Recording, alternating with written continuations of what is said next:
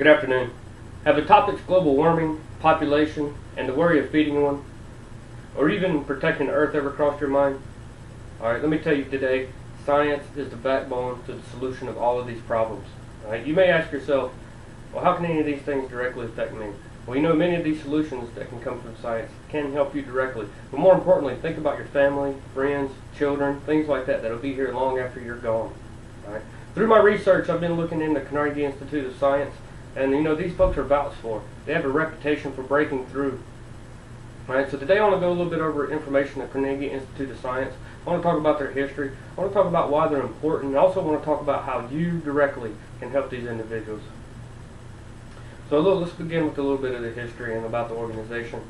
Andrew Carnegie, of course, many of you know, was a mogul back in the Industrial Revolution. He was involved in the steel business, moved his way over into the railroad industry, and made a fortune. When I say fortune, I mean he's one of the richest men in America. Okay, so upon his retirement, he had all this money, so he wanted to invest in his future. So he got into philanthropy. You know, in 1901, he founded this organization, put it in Washington, D.C. Along with this organization, he also had 22 other organizations that went to the arts, education, things, almost anything that can further humanity, he had something to do with in philanthropy. You know, but this particular program, he wanted to push scientific research. Okay, and you can find all this information on their official website. The institution allows researchers to work in an environment of total freedom. They don't have restraints. No government restraints are put upon them. You know, they're put there. They work off, selected researchers can go there and work off grants, things of that nature, and they push through to find the breakthroughs that we need to become better and better at what we do. Currently, they have 6 departments. Currently, they have embryology, geophysiology, ecology, plant biology, terrestrial magnetism, and of course observatories. You know, everybody's affected by this research, because if you think about all the categories I just listed, what are they? They're talking about Mother Nature. They're talking about Earth. They're talking about how we can live here better, and especially with the population demands we have, these things are very vital to us, to our survivability. Okay, so this brings me to our next point. You know, we talk about everything good that's accomplished, that they can accomplish. So, what have they accomplished? You know, what success has it had? Well, over the years, I know most of you probably heard of Edwin Hubble. So think about the Hubble telescope. What about Charles Richter? Think about the Richter scale, you know, with earthquakes, things like that. You know, we actually have a method of measuring how strong an earthquake can be. We know how to predict earthquakes because of these individuals use the research laboratories at Carnegie, and these are just the tip of the iceberg of what's been accomplished through there. Okay, so the Carnegie Institute for Science, you know, these are just a few of the groundbreaking discoveries that's been part of them. According to the Washington Post, you know, in 2012 they made huge leaps in astronomy. They constructed a huge mirror, one of the largest to date.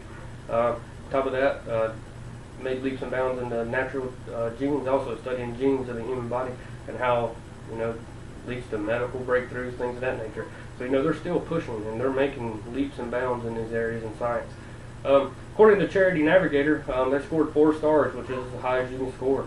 Also 69 of 70 on transparency, so you can see where your money's going. You can see how the charity is using your money, and this is very beneficial when you're putting your money somewhere and you want to know where it's going. Alright, so now some of you may be asking you, well, how can I help? Alright, well, there's several methods. First of all, you can send a check payable to the Carnegie Institute. You know, it's a good old-fashioned check, sign your name, put some money on it.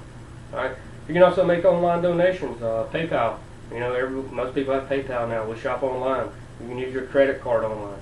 Alright, if you don't like those, afraid maybe identity theft, well, how about good old-fashioned telephone? You can go 202-939-1114, make a credit card donation by phone.